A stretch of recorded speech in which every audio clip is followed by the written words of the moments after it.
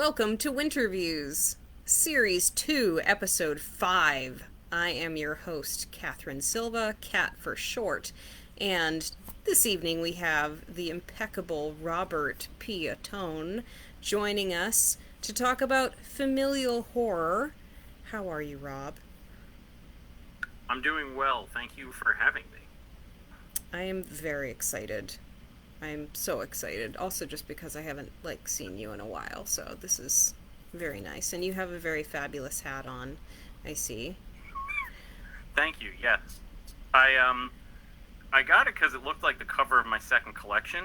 Mm. But I bought it during Pride Month, I think 2021, because I did Galactic Terrors and I read my story from a LGBTQ anthology that I was in, and it was during Pride Month. It was like June of 2021, Nice. and so I wore this. I was like, "It's perfect. It's synergy."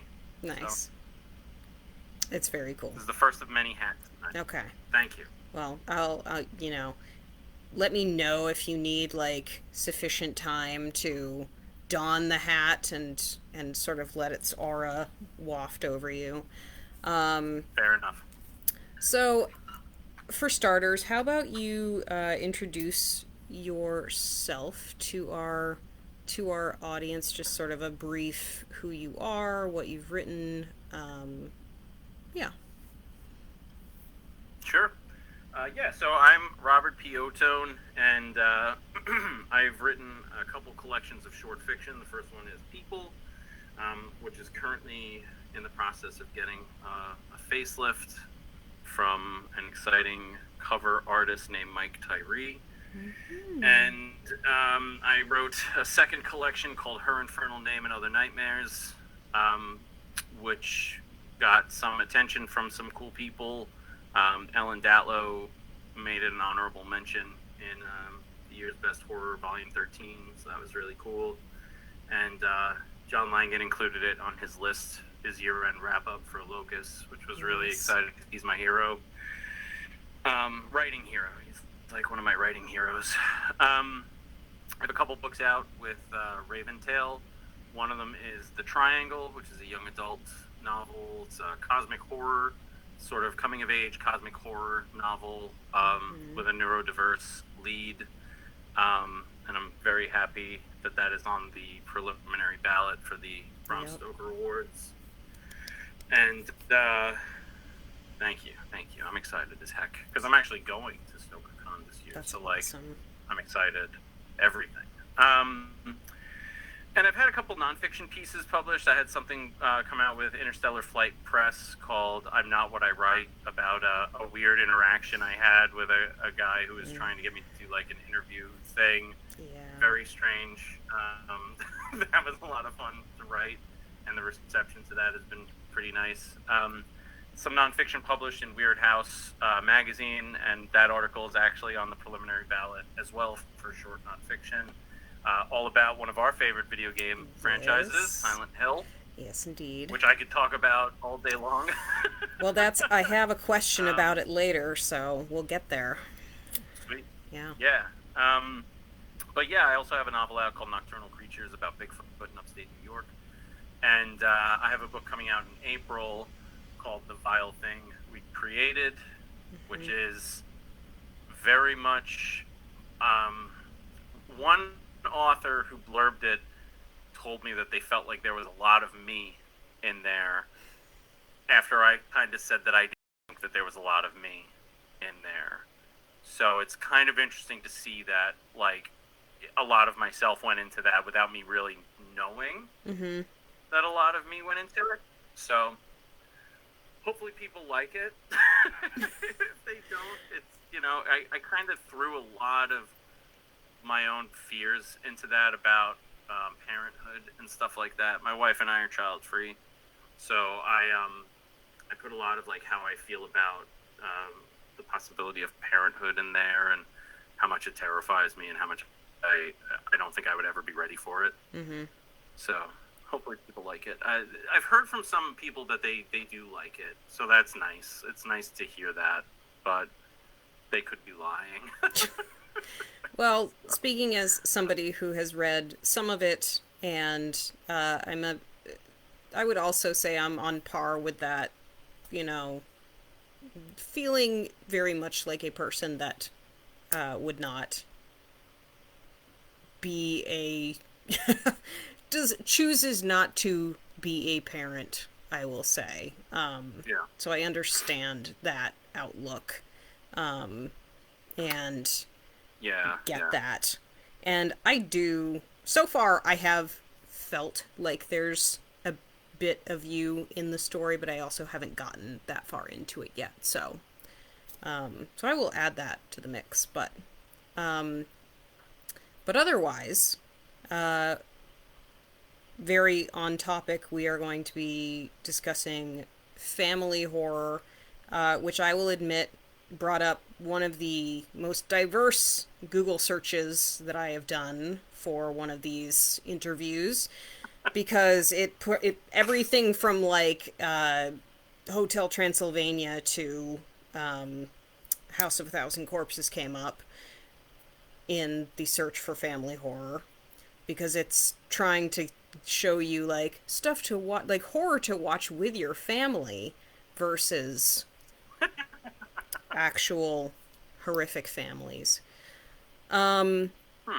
So in that light, would you kindly explain to those who might not understand what family horror or familial horror means, what it does mean? Sure. Yeah. To me, it means horror centered around the family unit, and family is what you make, right? So it doesn't necessarily have to be, your mom, your dad, your kids, whatever. It could be, a blended family. It could be a family that, you take on with friends and stuff like that, whatever. It could be you and your partner. It could really be anybody within your intimate circle. It would be family horror. I would look at something like, I think the movie's called like Martha May, Marcy Marlene. I would say Mm, that's family horror because it's very much about a cult. Um, things like that. I would say family horror for sure. I would say something like 10 Cloverfield Lane would be family horror because it is almost like a found family okay. type situation with sort of a paternal, yeah, like a heavy duty paternal figure, oppressive. Mm-hmm. But yeah, I think it has to do with the family unit, but again, that unit is comprised of many parts and many different parts as well. So anything that has to do with that intimacy of within your immediate circle, I would say is family horror. Okay. And then there's there's also been some question about like how does family horror relate to like home horror, because I know that's also another like similar genre, um, that can sort of mix in, but how would you say that that also differs there? Yeah, even though both are intimate, they're a home based horror could be you against town, you against society. That could be a home based horror. That doesn't necessarily have to be familial. Okay. It could just be external pressures placed against you and whatever is in your home. Whether it's you or as one person, or the lead character is one person with a partner or with kids, whatever. It doesn't necessarily have to be from within. I would say familial horror comes from within. Home-based horror doesn't always have to come from within. It could come from an external force. Okay.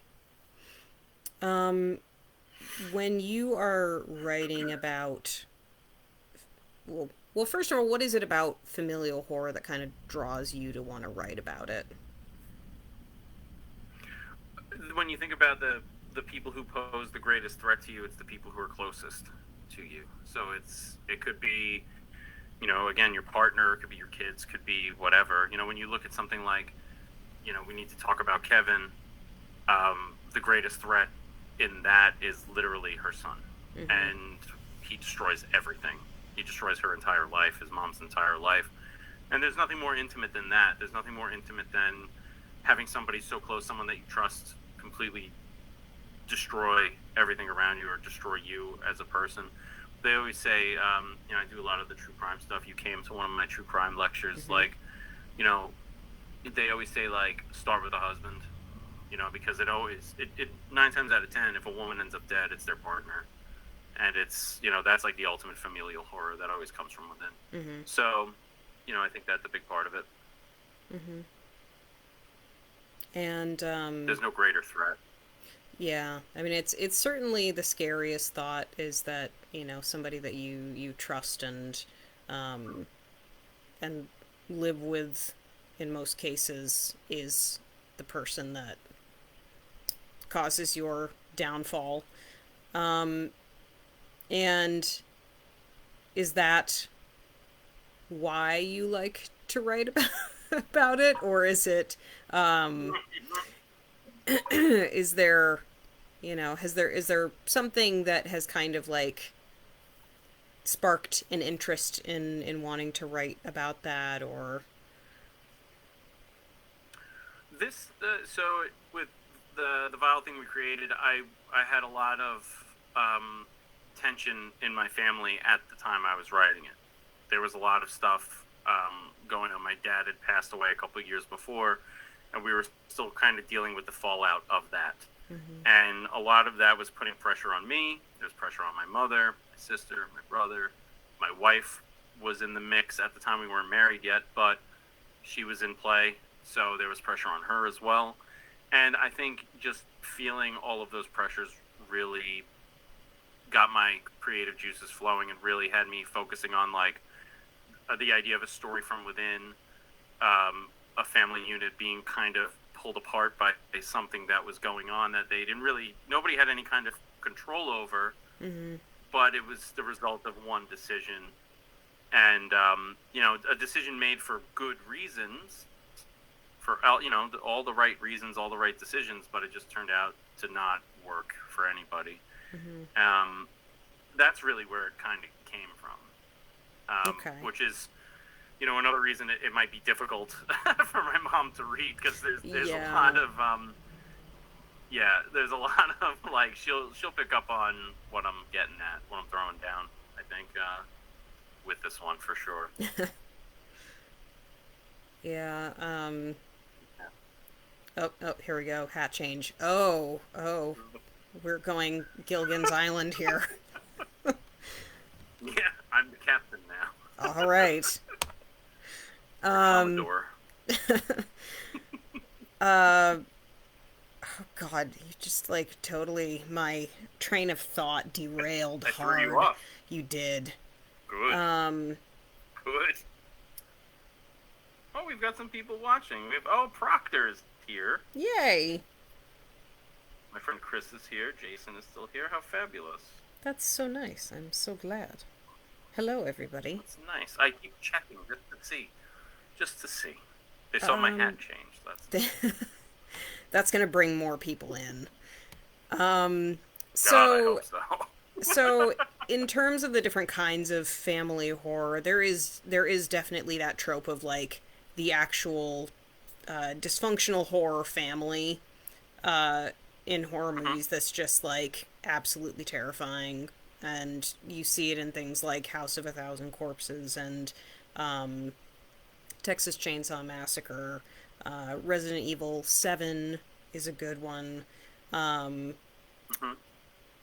Is there anything about writing that kind of a like ridiculously scary horror family that's ever intrigued you, or made you want to write that kind of thing? I think, especially the Texas Chainsaw, I'm not a huge fan of. I like the House of a Thousand Corpses. I like that, but I don't like any of the things that he's done besides that. I do like Halloween. His Halloween 2, I like a lot. But yeah, no, Texas Chainsaw for sure. I especially love how different everybody is. I've got an idea to write a sort of a thesis on Leatherface, because I think each one of those movies is him at a different time of development in a person's life.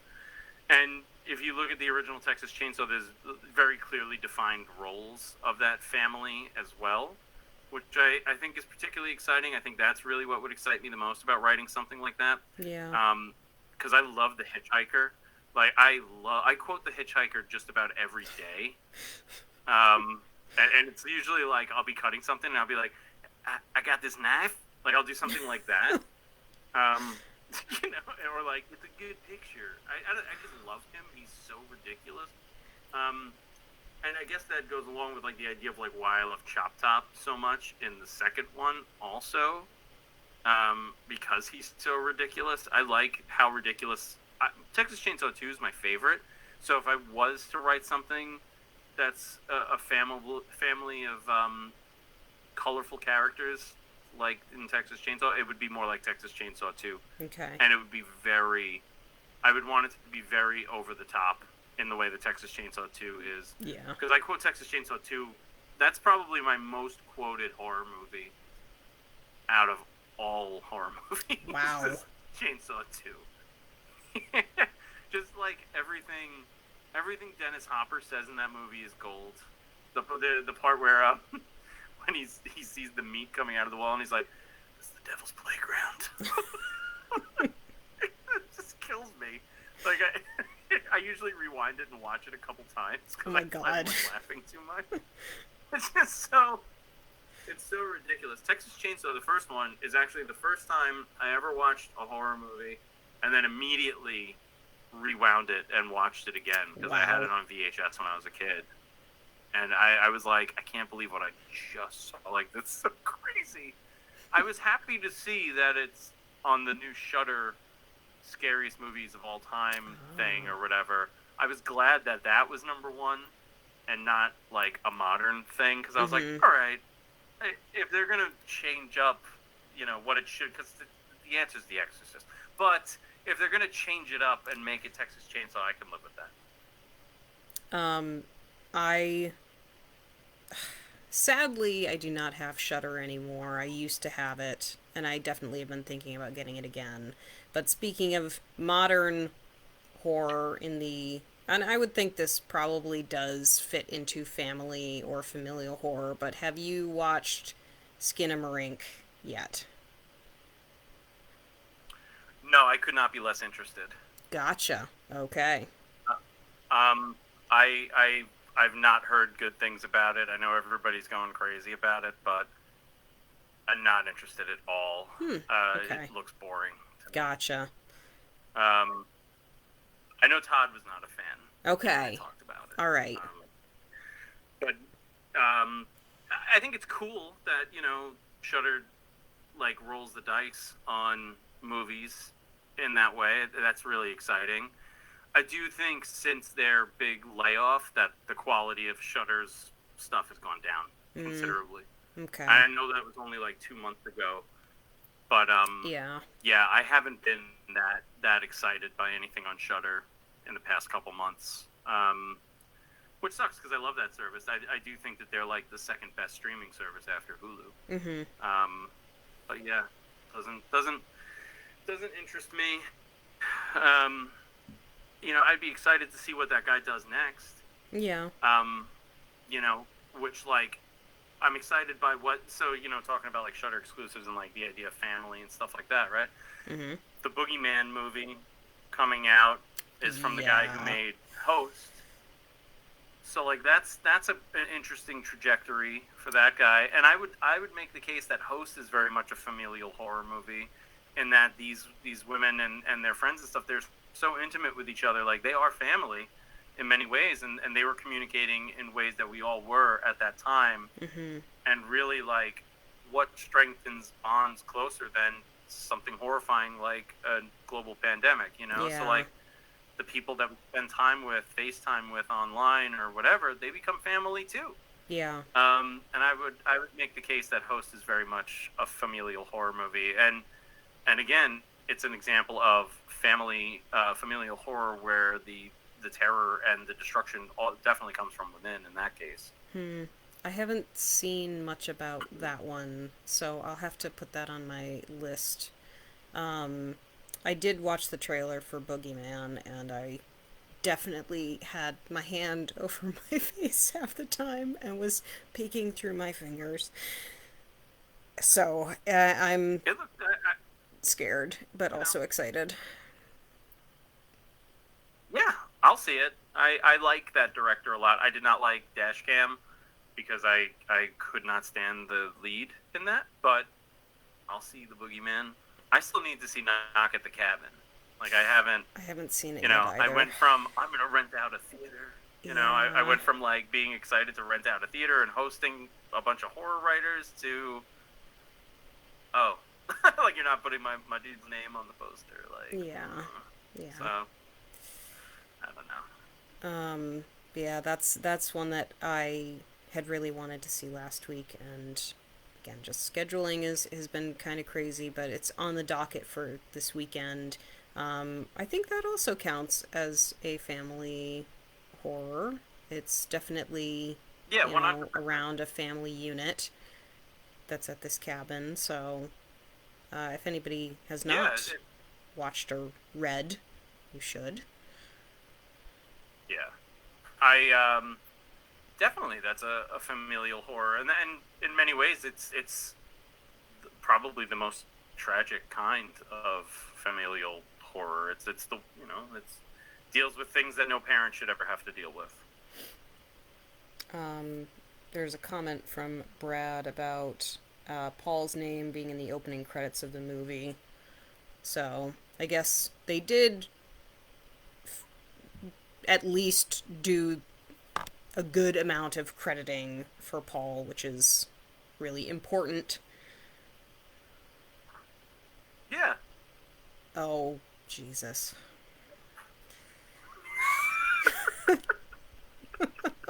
It says yas.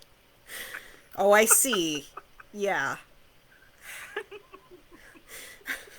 Jeez. Yep. Uh, I feel like I should have brought alternative hats as well. Um, my You God. know, it's all right. You don't have to. Yeah. I could be the silly one. It's okay. I mean, oh, I My actually. last hat that I have on the docket is one There we go. that my friend, if my friend Chris is still here watching, he will be very happy to see me put on. There we go. Yes. It's not mine, Hell but it's yeah. close by, so here we go. It's Um, cool. Thank you. It's my boyfriend's hat. He has several of these kinds of hats. Uh, so I guess what's my next question? Oh, I saw this. This is actually a really funny question that was posed by somebody on Google, and I just thought that it was a good one to ask. But it is, why do families in horror movies always move to the middle of nowhere? And that does happen in quite a few Yeah. familial horror movies. So I figured I would pose that question to you, um, and see what you said. Because it's hard to do horror in a city setting. Hmm. You know, it doesn't always work. Like, think of, Midnight Meat Train is a horror movie that takes place in Manhattan. It's hard to pull off. You know, like the greatest. I think about this a lot. Like, what's the greatest New York horror novel of all time? And it's usually two books that come up, and it's usually Victor LaValle's um, Ballad of Black Tom, or um, the Skip Inspector book, Light at the End. Hmm. Those are the two. I think it's Skip. It might just be Skip. It might not be Skip, the other guy. But it's Light at the End or the Ballad of Black Tom are like the two that come up. And that's fair. But like, the isolation plays a key part of it, you know? And it's always like, it's always a big, beautiful, crazy house, too. Like, the Yeah. house in Hereditary is absurd. Yeah. Like, I know that's Utah, you know, like, that house probably cost 40 grand and a pack of cigarettes to buy because it's Utah. But, like, you know, here in New York, that's like a $5 million house. Yeah. So, I don't know how that go. Like, you couldn't, a normal family could not have that here. But it's like, you know, and a lot of the time, it's actually a really interesting question too. But like, the tension doesn't happen in the city. Like, watching the Scream 6 trailer, Ghostface would be caught in 4 seconds, running the streets of New York City. It just wouldn't work. So like, immediately, I'm like, I'm not seeing that because that's the dumbest thing I've ever seen. So, like, you can't do it. Or actually, Rosemary's Baby is a good example of a good New York horror movie or horror novel as Mm-hmm. well. But again, to isolate a family, you take them into the middle of nowhere. It's like Conjuring's a good example of that. They buy a farmhouse because they have to leave their house because they don't have as much money. They got to downsize, and they don't really downsize. They buy a gigantic farmhouse. Yeah. That happens to be haunted as hell. So, it's a good question, but you got to isolate the people to really hit them. Yeah. And just the thought just came to me, but it would be kind of interesting if somebody, and maybe somebody already has done this, but if somebody did decide to do an anthology that is city-based family horror or city-based just horror in general, just to force people to have to work with that environment could be a lot of fun. So, if anybody, I have a novella that I'm kicking around that takes place in Manhattan and deals with the subway system and stuff like that. Ooh. And it's set in the past. Okay. Too. So I'm pretty excited to get the chance to write it. I've done all the planning for it. I've been given a talking to by the NYPD and told that they're not going to help me with any of my research. So no thanks to them in any capacity. But I am excited to go into it, and that will be a Metro NYC based horror novel. Nice. But yeah, it's hard to do. Here we have the HWA New York or whatever. They've done a couple anthologies. New York State of Fright was one, and Even in the Grave, which I'm in. And but again, like some of the stories in there, they don't take place specifically not all of them take place in a metropolitan area. But so I think a strict New York City-based anthology of horror would be really interesting. Mm-hmm. All right. There's a lot to play with, too. Yeah. I mean, you can isolate people. Central Park is huge. Mm-hmm. And I think that's the tricky thing, though, would be to not, to not use isolation as a factor in your horror, but to try and play off the fact that there are so many people around, that something scary is happening. Could be interesting. So I'm throwing it out there. I will say this. Yeah, maybe we'll do that at Spooky House. I don't know. We do. I read a really fantastic young adult horror novel that takes place in New York City that I just completely forgot about, and it's the Slender Man novel, which and it's interesting too because you don't specifically think Slender Man and New York City. No. It's usually like, an abandoned house along the highway, and he's in the, but in this case, it's very New York City based, and it's very much doesn't deal with isolation. It does deal with aspects of like going into Central Park late at night kind of thing, but you're never alone in Central Park. Yeah. But I mean, I guess it's possible, but it's that was a really good one. That was a really smart one, and it's by Anonymous, but I can't remember the actual guy's name who wrote it, but it's great. So somebody took so this is something that I'm not sure, like, is Slender Man really public domain at this point? Or is that, like, do you have to... Not. No. I was gonna say, you'd have to get the rights to write about it. It just seems, I don't know, kind of... Victor Sturge is the guy who owns the rights to it, and he is a real guy. He does own the rights, but the Marble Hornets guys also own some of those rights because they're really the guys who created the lore and all around. That's kind of what I think of. Yeah, and I watched all of those. Oh God, I have them on DVD. Like and their movie is great too. Like that's the best Slender Man movie. The Always Watching Marble Hornets movie is ridiculously good. But it's almost like a Batman situation where like one person created the actual character and another person or group created all of the good lore around it. But yeah, no, but they actually work together. Like this Victor Surge guy and the Marble Hornets guys, there's synergy between Okay. them. All right. Well, that's cool. It was very off topic of me to ask, Yeah. but I appreciated knowing. Um, let's see, what else can we yeah, my other question we're going to get to. Silent Hill Mm-hmm. has family horror because there's definitely family situations in several, almost all the Mm-hmm. games. Um, how strongly do you feel like it fits in the family horror genre, or is it kind of just like not? I don't know. We had this talk on another program where something was like we were trying to decide. I think it was Todd.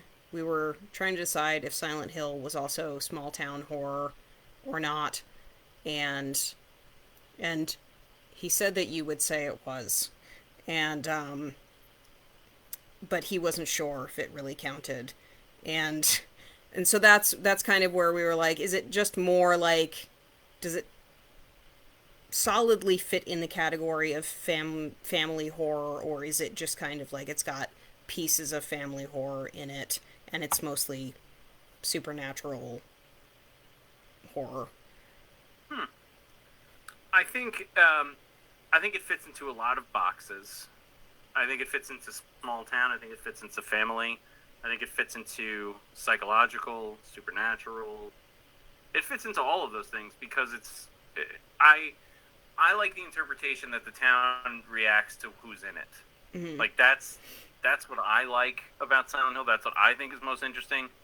There are some other diehard Silent Hill fans who are like, "No, it's the cult," and it's like, all right, cool. Like the cult is to me the least interesting part, but you know the cult is important. But at the same time, like, yeah, I think it fits familial horror, and I think I can see why Todd might say that it doesn't fit small town horror because I guess depending on which version of Silent Hill you're looking at, there really aren't people living there. So technically, it's not a small town because it's not an existing area, really. Yes. Unless you talk about like, yeah, like unless you're talking about like the American-produced Silent Hill games, in which there is a mailman who makes deliveries and multiple people who actively live there that are not the cult. Yep. I guess, yeah. I mean, and see, but then that's a tough thing because Silent Hill Homecoming was originally called Silent Hill 5, and that was the one that has probably the most amount of people living there out of all of them. Shepherd's Glen and Silent Hill are right next to each other, Mm-hmm. and Lakeside is right there too. Yeah, that's a tough call because the three best entries in the game deal with familial horror. Yep. Silent Hill 1 obviously is all about family horror. Yep. And Silent Hill 2 is all about family horror. And obviously, 3 being a direct sequel to 1, Yep. it just goes. Silent Hill 4, oh my god, Silent Hill 4 is familial horror too because it's all about it's all about our boy. What's the killer's name? It's Walter. yeah, Walter. Walter and his mom. Yep.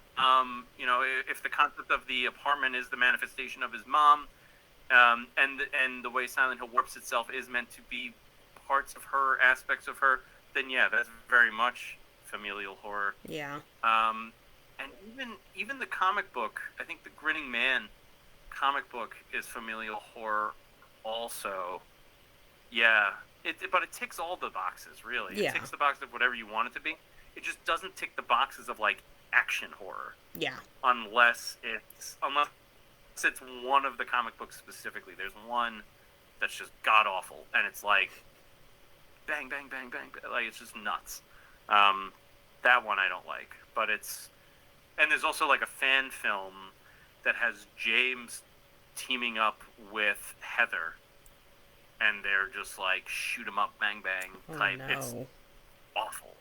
Visually, it looks very cool, but it's not good. Somebody who didn't quite get the point of, oh my god. Yeah. Alright. My Buena Vista Social Club hat. If my friend Chris is still here, he's probably going nuts right now because he loves this hat. Oh, that's a cool looking hat. It's Mets colors, but it's cool. Yeah, well, I don't actually... And it's some Vermont thing, I'm assuming. These are all his hats. They just happen to be on the couch. I have to keep up. I'm glad they're there. Yeah. No, I'm also very relieved.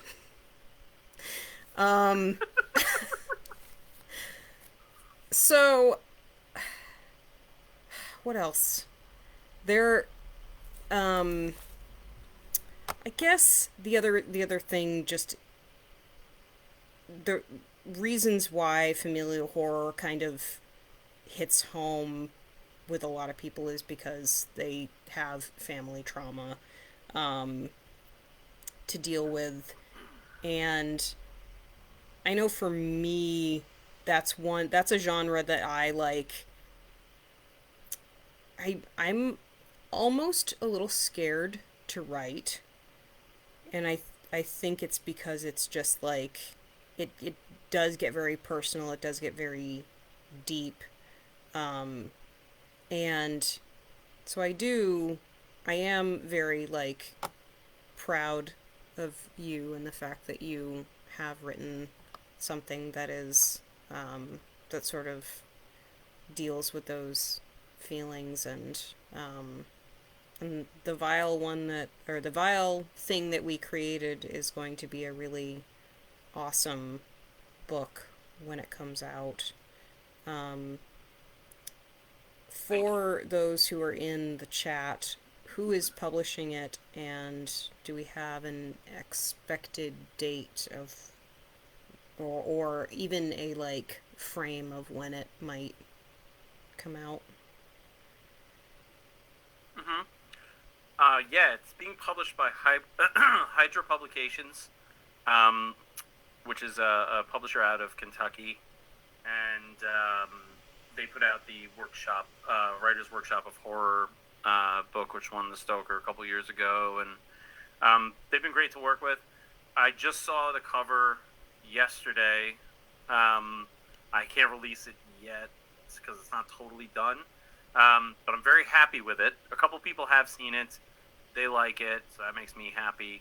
There were some other covers that I only saw one out of like 7 different covers that were apparently done, and my publisher vetoed all of them and went with the original one that we both liked. So that was kind of interesting. But it's the projected date as of right now is mid-April. That's really all I have, just because it hasn't all coalesced yet, but Gotcha. it's on mid-April from what we've been talking about. Okay, cool. So keep your eyes open for mid-April release. Just in time. Yeah, just in time for beach read season. A nice breezy beach read. Yeah, that's exactly what I want to read while tanning.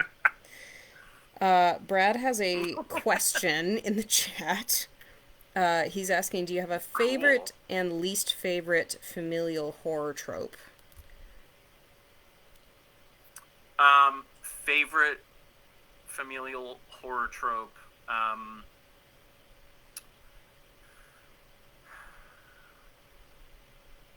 I guess I like when everybody's getting affected by what's going on. That I like a lot. So like in The Conjuring, everybody's dealing with what's going on. It's not just localized to like one person. And my least favorite horror trope is when nobody listens to the kids. Mm-hmm. That's my and that goes for any horror movie really. I just feel like it's so lame. Like just listen to everybody's, listen to everybody. Listen to the kids, listen to everybody, the neighbors, like it's whoever's paying most attention. and like little kids pay attention. They see things that we don't. So like, maybe listen to them. I Yeah. don't know. Um, That's a good question. it was a good question. What are some of your favorite examples of familial horror in film, in books, in games, etc.? I think in film and book, The Exorcist, Rosemary's Baby, both of those really scratched the itch for me. Um, I would say, in terms of like in TV, there's the first season of Channel Zero, Candle Cove. That's really good familial horror. Mm. That's if I was to ever do a TV show or write a TV show, I would want it to be like that Hmm. in every imaginable way because that's like my favorite horror TV thing ever. Um, in video game, that's a cool one. I think the oh god, what the hell is the name of it? It's the one where you're going to the house. The, oh What Remains of Edith Finch. Oh What yeah. Remains of Edith Finch, I think might be, yeah, that might be the best familial horror game maybe ever. And it's not one that would you would immediately be like, this is a horror game. But then like there's that one sequence where the Halloween theme song plays throughout the entire section, and it's like whoa. And like Yeah. the story behind that is so cool that it was just John Carpenter was like, yeah, use my theme, no big deal, I'm not going to charge you, Yeah. I love video games. That Oh, was so a cool. But like, very touching family horror game too. Like, it was brilliant. yeah, and it kills me. I think that's one of the few games that I actually got emotional playing, and that happens. I'm not like I don't ever cry. I cry all the time watching movies and TV shows and stuff like that. Or like, I was I was watching something the other day, and like it was I was watching Futurama, and it wasn't the dog. It wasn't the dog. I skipped that episode, but like I was watching it, and it was something with Bender, who's like Hmm. such a jerk, and I was like, oh, Yeah. I got like emotional about it. It was just very, but like for this game to really hit me, it was like, damn, like Yeah. that's really something, and that's happened a few times. Like I think Silent Hill 2 hits me emotionally. Final Fantasy 7 when I first saw Eris die, I was like, oh, that kind of hit me. Yeah. But like as a younger, earlier games and stuff too, um, would hit me as well. Like Earthbound. Earthbound gets me emotional every time I play it, Hmm. because it takes me back and Yeah. puts me in like the mindset of when I was. I guess that was 1995, so I was 11 when that came out, and it just brings me right back, and I feel like 11-year-old Rob again. It's like a time machine in that way. Certain songs, Hmm. like it hits me like that, and What Remains of Edith Finch is probably the most recent game that's done that to me. Um, there's, Um, I guess yeah. too, like there's some Junji Ito stuff recently that was on that Netflix animated thing, the Junji Ito Maniac. There's some good familial horror in there too. Ooh, I haven't Um, seen that. so that's nice and recent. Okay. I didn't realize there was anything Junji Ito on Netflix, so I will definitely want to check that Oh, out. it's very good. Okay. Um, it's killing me right now, but there is a game that I played last year, I want to say. And it definitely has horror elements in it the further you go into the game, but you're playing as like a little boy and you're on an island and you're solving puzzles and there's like a little fox creature that you're following around and and that game gutted me towards the end and I'm trying to think of what it's called. It's right out of view on the shelf over there. Um, Oh, and oh man, It'll come to me, or it won't. And by the, I can, always post it in the comments on the YouTube channel when I do think of it.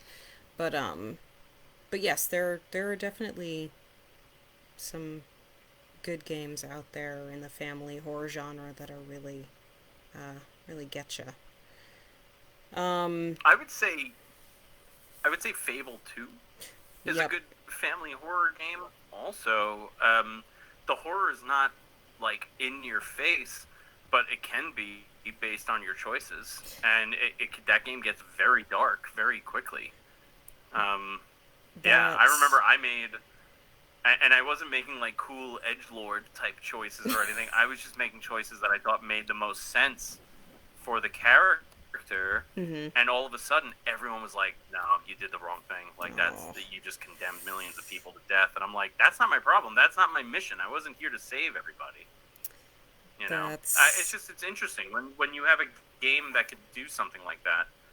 It's really fascinating, and that's why I don't. There's not a lot of games that give me that, or give you that kind of opportunity to make the narrative yours. Mm-hmm. In the way that it seemed like we were getting a lot of that in like the mid 2000s. Yeah. And that was really exciting, like with stuff like Mass Effect or Fable or whatever. Mm-hmm.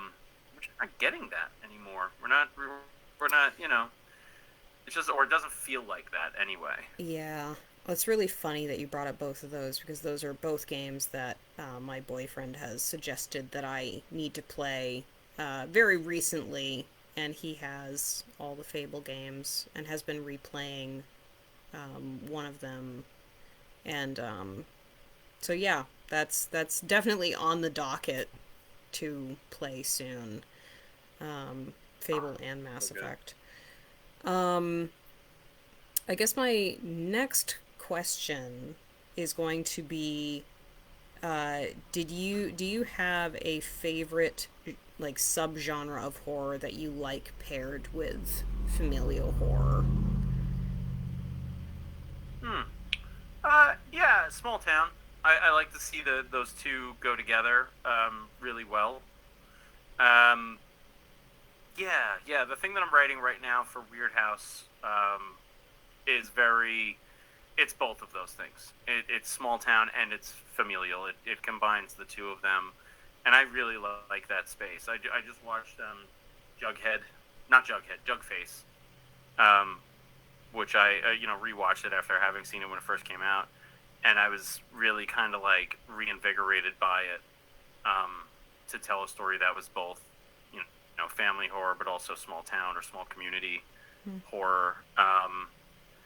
Yeah, I love that. I love the two of those things combined. I've sort of realized like there's certain horror things that I just have been like leaning away from in recent years that they aren't that thrilling to me anymore, like they were when I was a kid.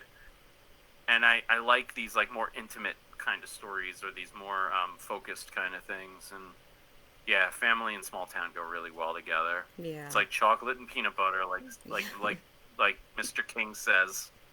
Like your book and a beach read. Yeah. Yeah.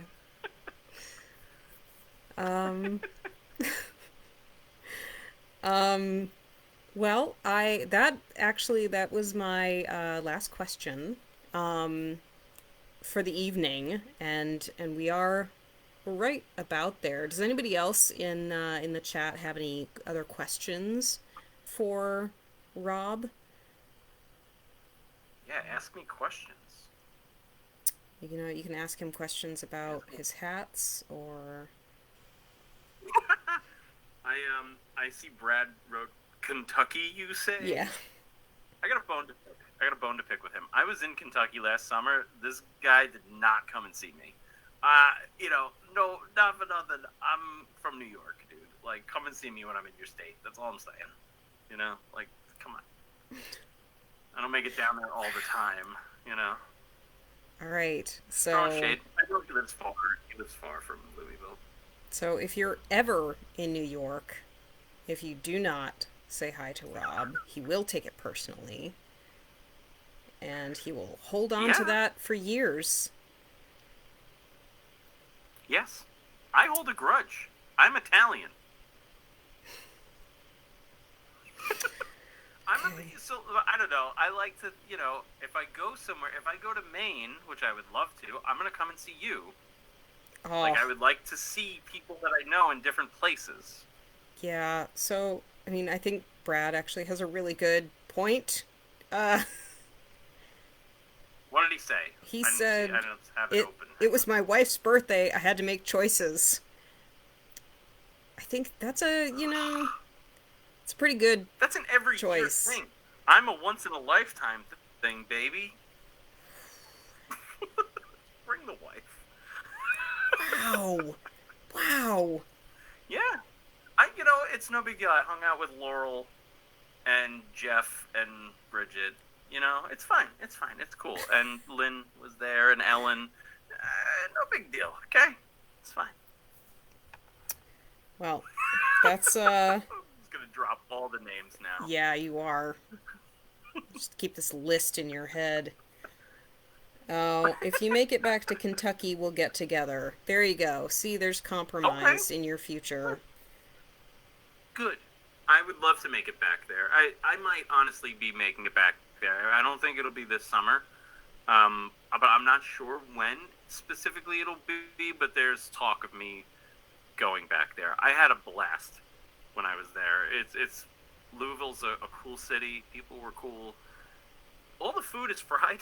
Like I don't know. Maybe I ordered the wrong things. Man. I don't know. But it was good. Oh, he says I still love you, Rob. Like, Oh, I still love them too. he loves everything about Kentucky except for maybe the food. So, that's No, the food was good. It's just everything was fried. I had fried bologna. The first time I ever had that was down there. I know. I don't know. I don't know what I was doing. yeah, I mean, I can't argue. I have actually had it. But that is, when you grow up with a parent that makes fried spam, that's See, I've never had spam. I've always wanted to try it though. it's well, as a kid, fried spam or not fried spam, but it was a like pan cooked spam, not bad, you know. Hmm. That is not what if you come to Maine, that's not what we will have. But when and if you come to Maine, um, Yeah. tastes are a little more, refined than fried spam. And we have gotten way. Oh no, there's added comments about spam. Spam is good. Spam fried rice is where it's at. I've actually never had it with fried rice, but maybe that will be. That sounds good. We can elevate it. Okay, Brad, you need to I'm all come. about. I'll try anything. You need to come to Maine too. We need to all, or maybe I need to go to Kentucky. One of the, we'll make it work. Um, I'm and down to go anywhere and do anything, man. I'm in it to win it. um, so I am. We're going to wrap up our show for the evening. Thank you, Rob, for coming and showing off all of your glorious hats and talking about family horror with us this evening. It was lovely and wonderful. Thank you. Thank you for having me. It was lots and lots of fun. Good. So, I'm glad. I'm yeah. very appreciative of you. Well, thank you for coming on. I love having my friends on this show and getting to talk and get to know people better too. So I always enjoy it. So next week we have I had to think about that for a moment. We have Paul Michael Anderson on the program discussing slasher horror next week, which should be super bloody and wonderful. So you should come back next Thursday evening at 8 o'clock p.m. Eastern Time for that. Until then, I hope you all have a wonderful rest of your nights and a lovely weekend, and we'll see you again soon. And now, it's going to take me half a second.